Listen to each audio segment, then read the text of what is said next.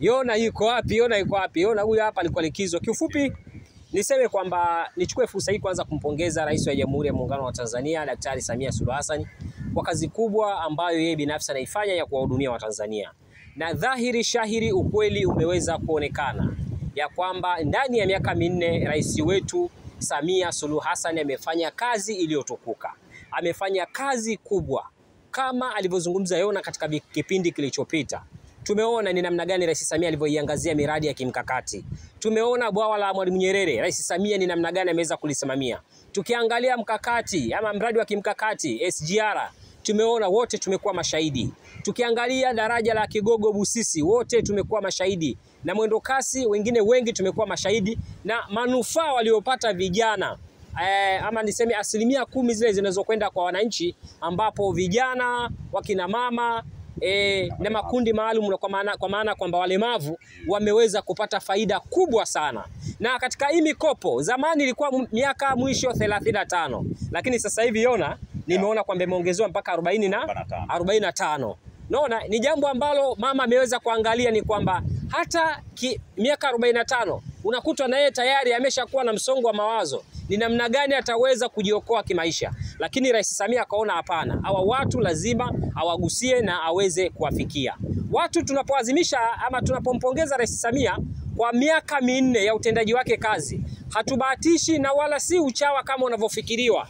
Ni ukweli kutoka ndani ya nafsi. Kila kona ukizunguka watu wanampongeza rais wetu wa Jamhuri ya Muungano wa Tanzania. Yona, hii haikuwa mada yangu, ilikuwa nionyeshe msisitizo ya kwamba Rais Samia anafanya kazi kubwa.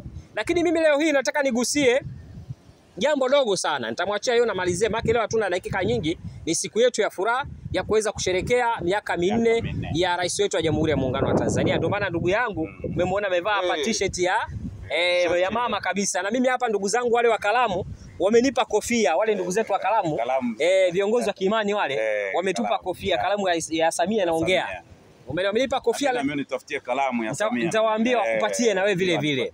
Kwa kimsingi hali halisi ni kama hivi ilivyo. Yona, wiki kadhaa zilizopita niliona watu wakiwa wameshikiliwa kule Kongo. Nimewaona kundi la chama fulani cha kisiasa kikiwa kimeshikiliwa kule Kongo. Na hapa Angola. Kumrazi bwana, nimechapia Angola. Sio Kongo, Angola. Kwanza hapa na mimi niseme kwanza mimi najipongeza kwa kutimiza miaka minne ya kumpongeza Rais Samia. Na mimi nina miaka minne ya kumpongeza Rais Samia. Na wewe mwenyewe una miaka minne ya kumpongeza Rais Samia.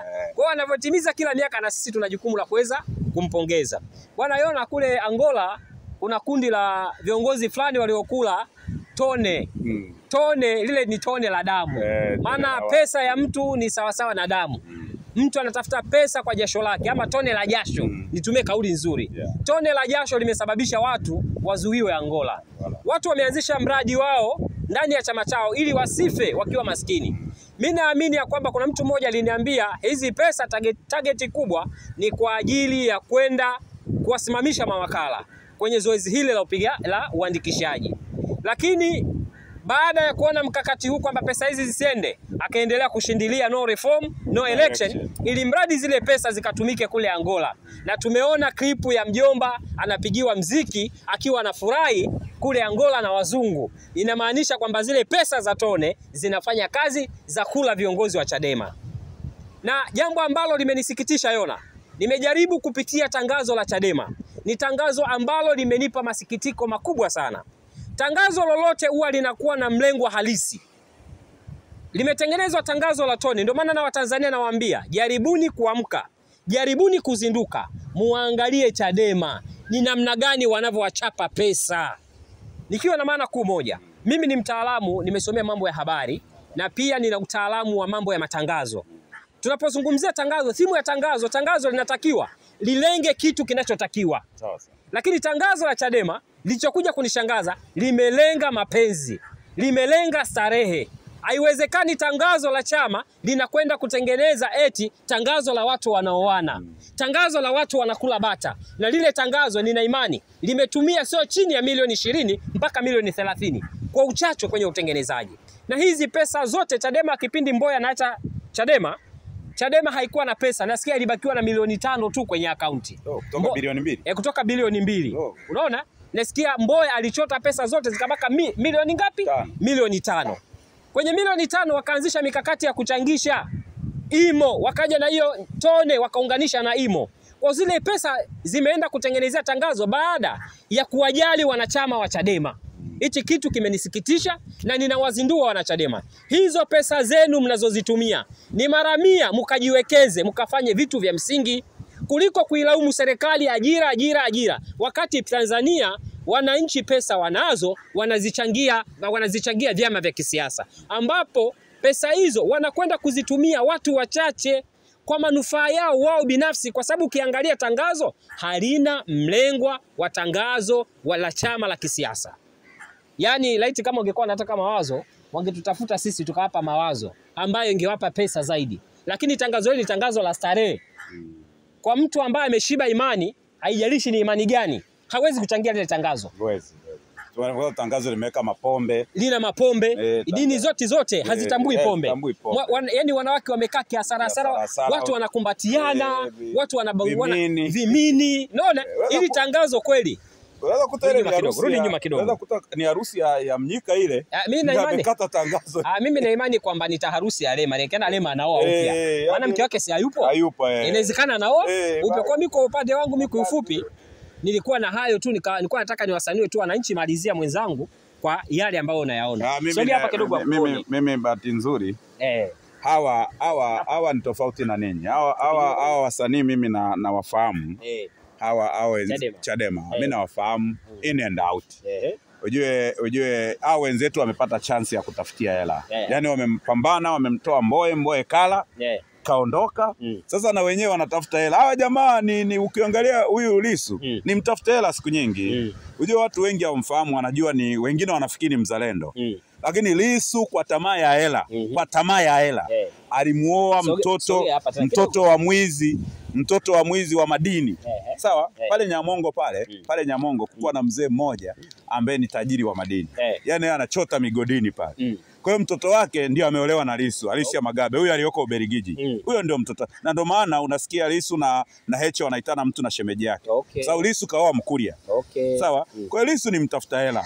Na bahati nzuri sasa hivi ameshazipata hela. Kipindi kile alitafuta hela kwenye lit.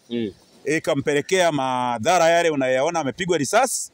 Lit wale law environmental sijui nini wale. Wale jamaa walipelekwa wakafungwa, wametoka, wamemtafuta Lissu wape hela yao, amewazengua Dodoma wakamtandika risasi. Kwa hiyo sasa baada ya lit, sasa Lissu anatafuta hela, ndio wamekuja na mkakati huu, wakaona nani amsaidie kutafuta hela. Rafiki yake waliokuwa naye ni Siara, baadaye wakaenda TLP, ambaye ni God Bless Lema. God Bless Lema ameanzisha mikakati mingi na Mbowe huko nyuma.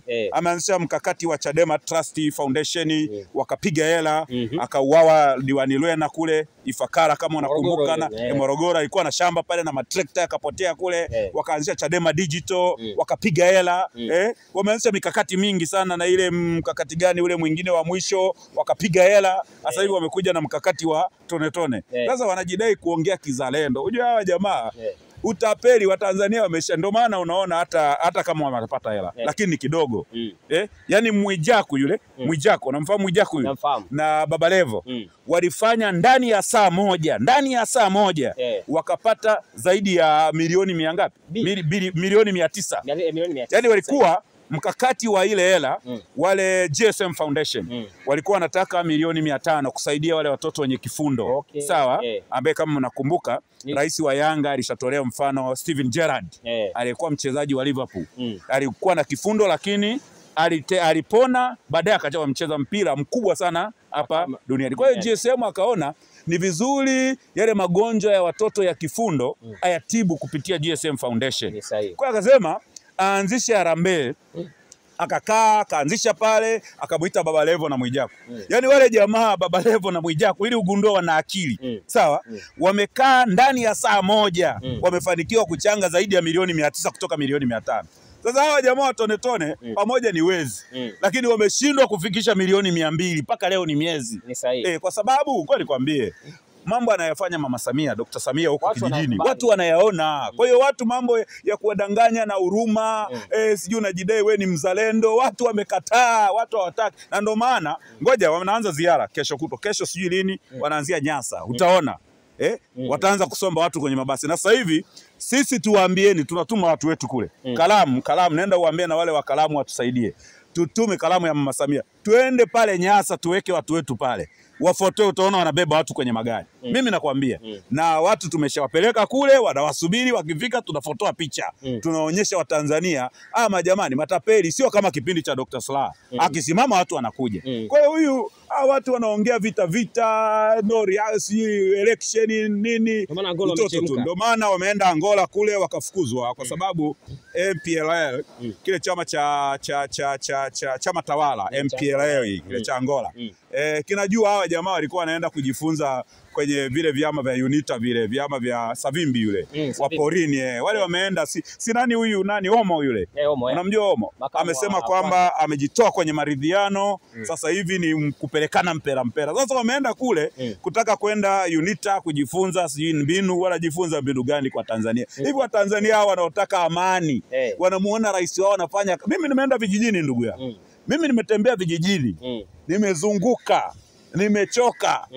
Huko vijijini wakati niko mapumziko, watu wanasema huyu mama walikuwa wategemei. Kazi anayoifanya ni kubwa. Walitegemea tu atamaliza hii miradi mikubwa aliyoachiwa na JPM achoke, lakini wapi? Pamoja na miradi hiyo mikubwa yote, lakini huko madarasa yanajengwa. Ndugu yangu, mimi nakwambia siku moja, sisi tufanyeje? Waambie hao watu waende huko vijijini wakaone. Twende tukawapeleke wakaone dispensary. Sehemu ambayo unaona kabisa gari inahala, unakuta dispensary ya kisasa. Madaktari wanapelekwa, msawazo wa madaktari sasa hivi unafanywa na TAMISEMI. Msawazo wa walimu unafanywa na TAMISEMI. Dispensary nyingi zinajengwa, vituo vya afya vinajengwa, lakini mashule yanajengwa. Kwa hiyo hawa jamaa au wenzetu wa reform sijui no election eti hamna uchaguzi. Wenyewe waendelee kusubiri, lakini sisi mwezi Oktoba uchaguzi unafanyika. Na bahati nzuri CCM wao wameshampitisha mgombea wao tena mapema, wamewaandalia mkutano. Zamani CCM walikuwa wanachelewa. Sasa hivi wamemleta mgombea wanaamini huyu kwa madarasa aliyojenga na kura zilizo vijijini wamempitisha mapema. Kwa hiyo mwezi Oktoba wao wanachukua wanaweka asante sana. Lakini kuhusu Wenje, kuna dalili zinasemekana Wenje anaama chama. Ameshaona uhuni ni mwingi. Wenje, ngoja nikwambie, ujue Wenje ni mkweli. Nilikwambia siku moja. Wenje mimi nimekaa na Wenje. Wenje ni ili kabila la Wajaruo. Wenje ni mkweli. Hata alipokuwa mule Chadema, sisi tulikuwa mule Chadema. Mimi nilikuwa mule mjumbe wa baraza kuu. Wenje alikuwa muda mwingi ananyoosha, anasema ananyoosha rula. Sasa Wenje amewaambia ukweli hawa jamaa, tuacheni utapeli. Wewe si unasema umepigwa risasi? Twende tukusaidie, leta karatasi zako za matibabu. Si umepigwa risasi? Twende serikali kusaidie. Amechukua zile karatasi, jamaa amemgeuka. Ananipeleka nikaongwe. Hujapigwa risasi, na ndio maana amemficha dereva wake mpaka leo ninavyoongea na wewe. Dereva yuko wapi? Mbaya zaidi kwamba kuna andiko linatembea kwamba Wenje anaama chama, anahamia Chama cha Mapinduzi. Aje. Wenje aje, ni kijana mmoja msomi, kijana mzuri, mwelewa, atamsaidia. Kwanza ngoja nikwambie, haya mambo ya mapambano mapinduzi yalikuwa mwaka 61 huko. Nchi yetu imeshachukua uhuru. Kwa hiyo kujidai kuongea sijui sauti imekauka, wao wakaushe makoo shauri zao. Wenje ufanye siasa za kistaarabu za Chama cha Mapinduzi, uone namna unavyolitetea taifa lako. Kwa sababu Wenje wanapenda taifa lako. Wenzake kina Kafulila wanavyochangia taifa. Unaona Kafulila ni mkurugenzi sijui wa uwekezaji, mkurugenzi wa uwekezaji. Alafu kuna Katambi, kuna Patrobas Katambi naibu waziri. Lakini kuna yule mkuu wa wilaya nani yule alikuwaga Kigoma kule, naye ni mkuu wa wilaya. Kuna mwingine ambaye kumbia hata nafasi urais sijui. Wakina Rijua Likali nao wapo. Sasa Wenje aje tu, achane na hayo mambo ya kufikiria sijui nini na nini. Hamna, ndio maana wale hata viti maalum 19 wale wengi wameamua kuachana na ujinga huo. Sasa tunadanganyana, ndio maana Halima Mdee alisema wote huko tumekaa ni wezi tu. Hapa tunadanganyana tu. Asanteni jamani leo.